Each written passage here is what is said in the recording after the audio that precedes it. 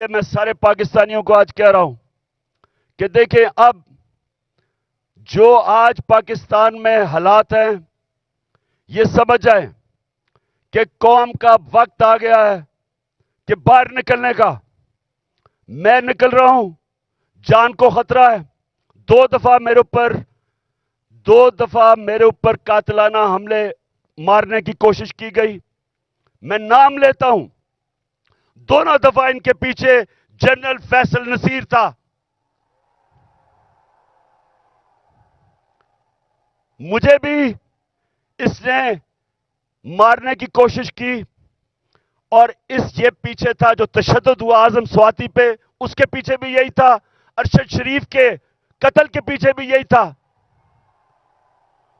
اور مجھے نہیں سمجھ آ رہی کہ ایک بلاول بھٹو کے کہنے پہ جنرل باجوہ نے کراچی کے اندر ایک sector in charge I S I کا تبدیل کر دیا.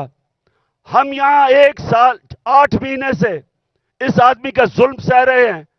کیوں نہیں اوپر خبر جا رہی کہ جناب یہ ملک کو نقصان پہنچ رہا ہے, یہ جو حرکتیں کر رہا ہے یہ کوئی آدمی نہیں کر سکتا جو اس ملک سے پیار کرتا ہے. ہمیں ایسے کیا جا رہا ہے جس طرح ہم کوئی دشمن ہے. تو میں آج کہہ رہا ہوں کہ یہ آگے کچھ ہوا, میں نکلنے لگا ہوں. میں جلسے کروں گا اگلے ہفتے سے 14 مئی تک میں جلسے کروں گا. کچھ مجھے ہوا, ساری قوم کو کہہ رہا ہوں کہ جنرل فیصل نصیر کا نام یاد رکھ لو, یہ ذمہ دار ہوگا. اور میری قوم, جس طرح آج آپ سارے نکلے ہیں گاؤں میں محلوں میں, جس طرح اپنے اپنے آئین کے ساتھ کھڑے ہوئے ہیں اور جو چیف جسٹس آئین کے ساتھ کھڑا ہے جس طرح اس کے ساتھ کھڑے ہوئے ہیں, میں آج آپ کو سلام پیش کرتا ہوں. آپ ایک زندہ قوم بن گئے ہیں. یہ یاد رکھیں گے جب ایک قوم کا آئین گیا, اس کا مطلب اس کا قانون گیا, اس کا مطلب اس کا انصاف کا نظام گیا, اس کا مطلب کہ رول آف لا گیا, اور اس کا سب سے بڑا مطلب کہ اس قوم کی آزادی گئی. وہ قوم غلام بن گئی. وہ قوم جنگل کے قانون میں طاقت کی حکمرانی کی وجہ سے طاقتور کی غلامی کرتی ہے. تو یہ ہماری یہ سیاست نہیں ہو رہی. آزادی کے لیے سیاست نہیں کرتا, آزادی کے لیے جہاد ہوتی ہے. یہ ہم جہاد لڑ رہے ہیں.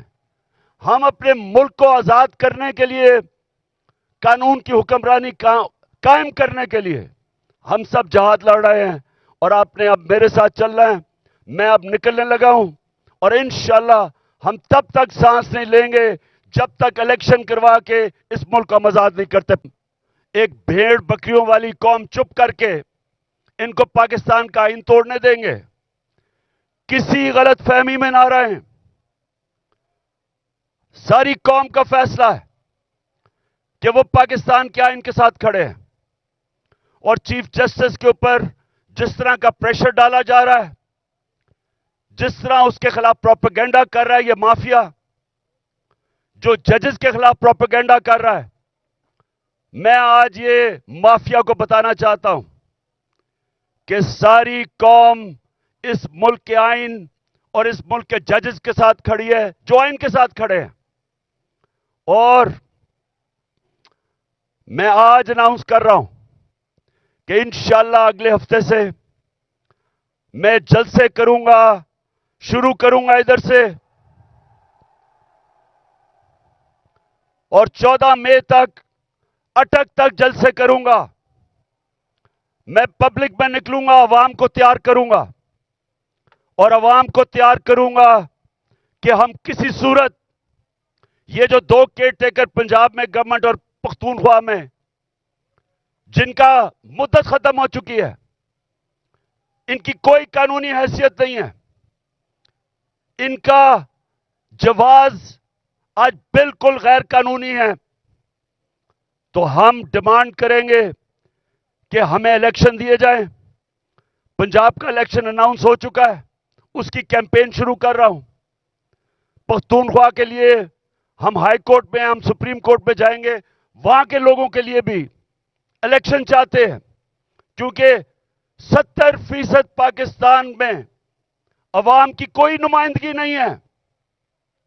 ہمارا آئین پاکستان کا کہتا ہے کہ اللہ کی حاکمیت کے بعد عوام کے نمائندوں کی حاکمیت ہے. نہ اس وقت پختونخوا میں ہے اور نہ پنجاب میں ہے. اور میں آج ایک اور بات کہنا چاہتا ہوں کہ اگر یہ حکومت چلتی گئی، انہوں نے ملک کا دیوالیہ نکال دیا ہے. ملک کی تاریخ کی سب سے زیادہ مہنگائی کی ہے. آج 3 گنا مہنگائی ہے. جب جنرل باجوہ نے ہماری سازش کے تحت گورنمنٹ گرائی تھی، 1 سال میں 3 گنا مہنگائی ہے پاکستان میں. آج سن لو ذرا سارے پاکستانیوں، آپ کے بینک میں 1 سال پہلے جو 100 روپیہ تھا، آج وہ اس کی صرف خریدار کی قوت 62 روپیہ رہ گئی ہے. اور اگر جس کو کہتے ہیں جو ہر انسان استعمال کرتا ہے، جس کو سینسٹیو پرائس انڈیکس کہتے ہیں، اس میں اگر 100 روپیہ تھا تو آج صرف 52 روپے رہ گئے. یعنی کہ تقریباً آدھا پیسہ ہو گیا آپ کا 1 سال کے اندر، جب سے یہ امپورٹڈ کرپٹ لوگوں کی حکومت آئی ہے، این آر او والی حکومت آئی ہے. تو جب انہوں نے ملک کا دیوالیہ نکال دیا، تاریخی قرضے لے لیے، مہنگائی میں لوگ ڈوب رہے ہیں، فیکٹریاں انڈسٹری بند ہو رہی ہے، بے روزگاری بڑھ رہی ہے، اور اس کے علاوہ دنیا میں پاکستان ذلیل ہو رہا ہے. جو بلاول بھٹو ہندوستان گیا ہے، جس طرح کا وہاں رویہ ہندوستان کے فارن منسٹر کا تھا، یہ ہم سب کے لیے شرمندگی کا باعث ہے. سوال یہ پوچھتے ہیں کہ ساری دنیا کے چکر لگا رہے ہو بلاول بھٹو، پہلے بتاؤ جانے سے پہلے آپ یہ کسی سے پوچھتے ہیں کہ جب آپ ایک ملک کا پیسہ خرچ کر رہے ہیں، ڈالر خرچ کر رہے ہیں ٹرپس پہ، تو اس کا فائدہ اور نقصان کیا ہوگا؟ کیا فائدہ ہوا آپ کو ہندوستان میں جا کے جس طرح کا اس نے زبان استعمال کی ہے؟ اور میں آج ہندوستان کے فارن منسٹر کو بھی کہنا چاہتا ہوں کہ کیا آپ میں کوئی تہذیب نہیں؟ کیا آپ میں کوئی ایٹیکیٹ نہیں کہ ہمارے آپ کے ملک میں ایک مہمان آتا ہے، یا تو اس کو بلائیں نا، لیکن بلا کے اس طرح ذلیل کرنا، یہ ہندوستان پہ ریفلیکٹ کر رہا ہے. یہ آپ کا جو تکبر ہے، میں نے یہ جو تکبر آپ میں دیکھ رہا ہوں، یہ یاد رکھے کہ اللہ کا قانون ہے کہ جو طاقتور ہے وہ ہمیشہ طاقتور نہیں رہتا، اور جو کمزور ہے وہ کمزور بھی ہر وقت نہیں رہتا. انشاءاللہ ہمارا ملک اٹھے گا اور قانون کی حکمرانی کے اوپر ہم کھڑا کریں گے، رول آف لا پہ اس قوم کو کھڑا کریں گے، اور انشاءاللہ ایک عظیم ملک بنائیں گے. لیکن اس سے پہلے ملک میں الیکشن کی ضرورت ہے. اس ملک میں الیکشن ہو، عوام کے نمائندے اوپر آئیں. یہ جو گھس بیٹھی ہے سازش کے تحت، پیسے چوری کے پیسے سے لوگوں کو خرید کے، اور یہ جو اوپر آ کے بیٹھے ہیں، یہ جب تک ہے ملک نیچے جاتا رہے گا. یہ جو جنرل باجوہ نے تحفہ دیا ملک کو، جو اس ملک کو تباہی، جو جنرل باجوہ نے ملک سے کیا ہے، کوئی دشمن بھی نہیں کر سکتا تھا. کوئی دشمن 1 سال میں پاکستان کو وہ نقصان نہیں پہنچا سکتا تھا جو جنرل باجوہ پہنچا کے گیا ہے.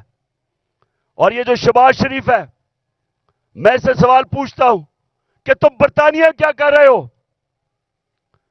تم جو برطانیہ چلے گئے ہو، آپ کے پاس ٹائم اتنا زیادہ ہے؟ کیا آپ کو پتا نہیں کہ یہاں 2 دن پہلے 6 ہمارے فوجی شہید ہوئے، 7 پارا چنار میں ٹیچر کو انہوں نے گولیاں ماری. مہنگائی تاریخی ہے. ان حالات کے اندر تم کیسے ملک چھوڑ کے وہاں چلے گئے؟ کیونکہ پیسہ تمہارا باہر پڑا ہے، بھائی تمہارا مفرور باہر بیٹھا ہوا ہے، بزنسز آپ کی باہر ہیں، بچے آپ کے باہر ہیں، آپ کی بزنسز، بچے، آپ کے علاج، سب کچھ ملک سے باہر ہے۔ تو ملک صرف پیسہ بنانے کے لیے آتے ہیں، اس